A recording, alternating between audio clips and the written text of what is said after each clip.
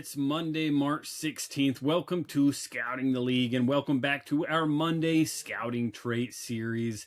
It is time to make inside linebacker sexy again, like running back, perhaps a position that has been undervalued a little bit, but a guy like Sonny Styles may make teams think again.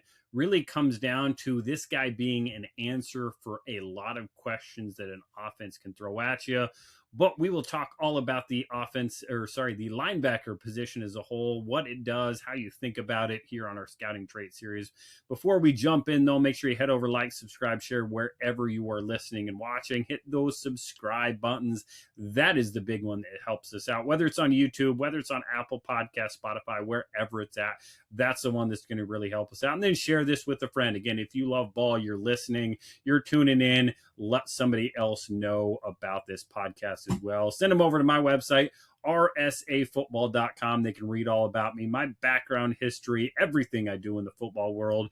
Follow me on Twitter at RightStepADV. I, of course, am Rodrik David, former NFL scout, time with the Titans, time with the Falcons, pro scouting, college scouting, doing all things I can for all people in the football world.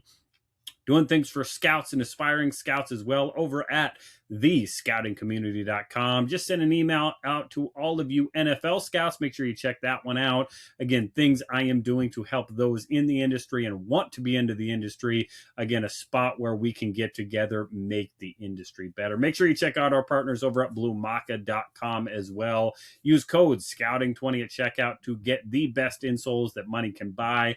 Will improve your performance, make your shoes more comfortable. It's just a regular pair of shoes until you put that Blue Maca insole in there. So head over, use code SCOUTING20 at checkout to make sure they know where you came from. This Wednesday, Rob Ianello of Kansas Jayhawk Football jumps on with us. Yeah, the Jayhawks, a basketball team gearing up for March Madness, but the football program is making plenty of waves in conference and across the country, leading the way, doing things about as well as anybody to make sure they have a competitive product on the field. Great conversation with Rob on all things Kansas football. Tomorrow, we hit on all things free agency. Again, talk about a few more of these deals, what is still to come, and how the free agency process affects the team needs come draft time that the pro scouts are really working through right now. It's all football, all scouting all the time here on Scouting the League. We love to talk about it. We love to hear from you, so make sure you head over to Twitter. Let me know your thoughts, comments, anything that you have. But let's jump into scouting traits. Again, the days of the box Mike linebacker, the guy that plays from tackle to tackle, that's downhill, smashing people, that day has likely gone and it won't come back. Now, are we going to see a return to it a little bit? Again, I think we're going to see it. We're seeing teams get a little bit bigger on the offensive line again.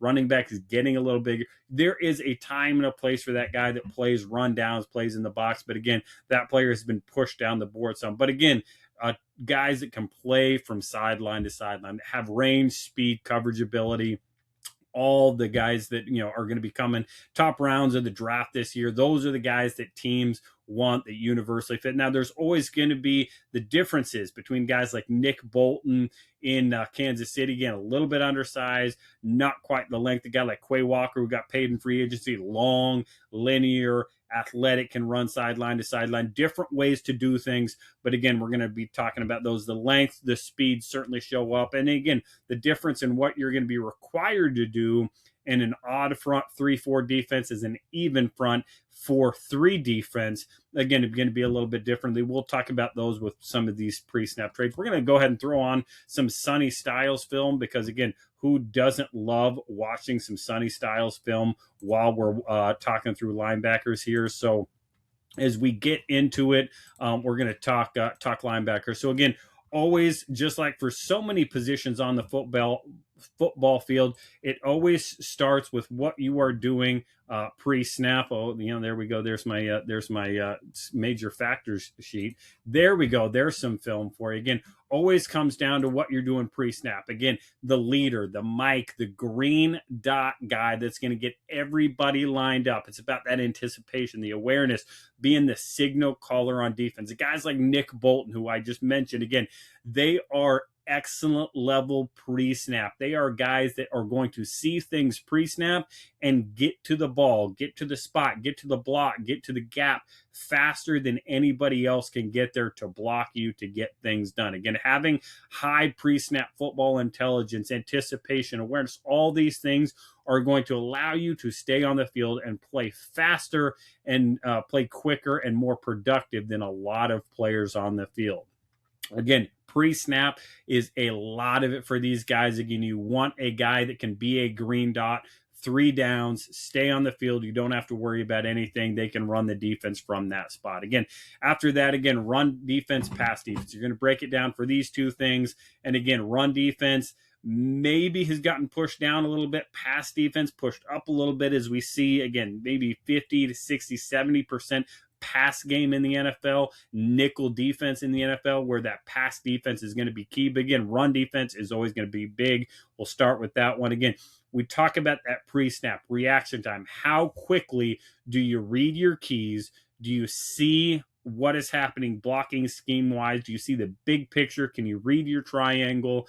Again, you start with the run game. Do you see it pre-snap? Now, when we do that, we talk 3-4-4-3.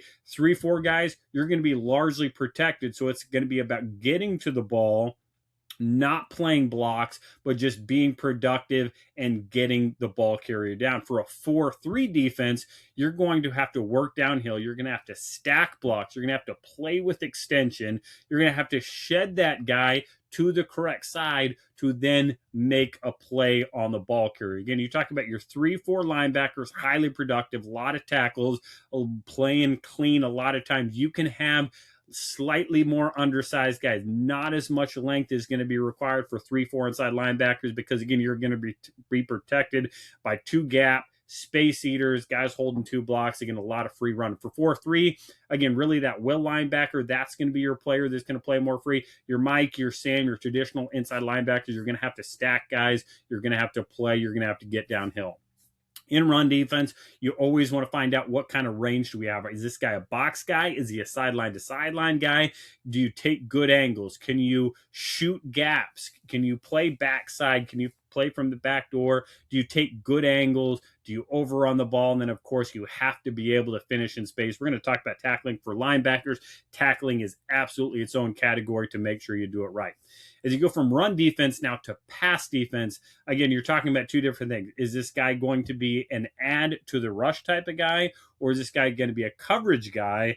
And then what kind of coverage guy is he? So again, let's start with the ability to add to the rush. Does this guy have blitz ability? Does he have some slither? Does he have a pass rush arsenal? Does he have the size to do it? Does he have good feel as a spy, as a guy that's going to insert into the offensive line with the defensive line to rush the quarterback? Or is this guy going to be a pass defense coverage player? And again, we'll go to a couple of different spots. Length. Does this guy have the length to play in zones? Is he going to disrupt? Can he be a middle field, cover 2, down the middle of the field, Derek Brooks type of inside linebacker? Is this guy our man coverage linebacker versus tight ends?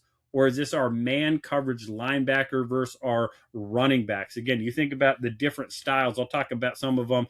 Bobby Wagner, KJ Wright, Deion Jones, Devondre Campbell. One of these guys is designed to cover Christian McCaffrey, Alvin Kamara, these quick scat backs that are going to play all over. Again, Atlanta Falcons thoughts with Deion Jones, Devondre. Hey, Deion's going to cover up Christian McCaffrey and Alvin Kamara. Tight ends, hey, we got to play against George Kittle. We got to play against Jimmy Graham, Greg Olsen. Hey, let's get our Devondre Campbell. Not quite as twitchy, but longer, more rangy, more ability to disrupt. Again, we're not worried about the quick twitch in and out of breaks. Hey, Deion's got those guys. Devondre's got these guys. Bobby Wagner has these guys. KJ Wright has these guys. You split those linebackers into 2 different categories. What is this guy going to bring us in the pass game? Does he have rush ability, zone ability, man coverage versus side end, man versus running backs? Again, coverage in space, zone awareness, range, influence, ball skills, ball awareness. All those things matter absolutely when it comes to pass defense. Again, knowing what your defensive coordinator, what your defense is trying to do is going to help dictate what kind of role players, what kind of every down players are going to be drafted and signed in free agents by our team. Tackling, again, as a linebacker, you have to tackle. You've got to be able to tackle. What kind of tackler are you? Knockback, back hip tackler? Are you a pounder inside? Are you knocking that guy back? Are you a big hitter that's going to miss some? Are you going to take angles? Are you going to chase down? Again, are you a wrap and roll, a hawk roll, a falcon roll? Again, whatever you want to call it, kind of that rugby roll type. Are you a guy anymore? Again, we have to get rid of the hip drop tackles. Are you a guy that relies on that at the college level in the way you attack, in the way you take these things? Are you taking good angles? Again, all this matters when it comes to tackling. At the end of the day, it can be ugly oftentimes as long as that ball carrier is down. You don't want it to be ugly every snap. But again, tackling is getting the ball carrier to the ground. That's always going to be a big part of it for these guys. So again, when it comes down to thinking about these different linebackers, again, I talked a little bit about, again, Dan Quinn defenses. Bobby Wagner, KJ Wright were kind of the original Legion of Boom. It was Dion and Devondre in Atlanta. Again, you talk about these stylistically, these different players that have different roles. And again, you think about it in terms of what your defense has done. Bobby and KJ, Dion and Devondre were answers to questions that the defense under Dan Quinn had, and they were going to answer those questions. Is a guy like Sonny Styles worth a top 5 pick? Well, again, it kind of goes back to that. He answers a lot of problems with his athletic ability, his traits, his instincts, his ability to cover, his range. He answers a lot of questions. It was the same with the Kyle Hamilton coming out of Notre Dame, going to Baltimore. He answered a lot of questions for that defense. That was a conversation we had in the draft room. Man, this guy, we don't know if he's going to be a free, a strong, maybe a nickel linebacker. He answers a lot of questions. He helps deal with a lot of problems on the other side of the ball. When you draft players with high level traits, Sonny Styles, excellent level traits. Kyle Hamilton, excellent level traits. Arvell Reese, excellent level traits. You find these guys, you stick them in your defense, you give them a role, you allow them to grow, develop, do their thing, see the ball, go get the ball. They become really good players in really good defenses. And again, that is why Sonny Styles, in my opinion, should be a top 5 pick. Arvell should be a top 5 pick. But again, you let me know. Do either of these guys, both these guys, belong in the top 5? Let me know. Head over to Right Step ADV on Twitter. Let me know. Tune into all things scouting here on Scouting the League. As you know, we continue to keep on scouting.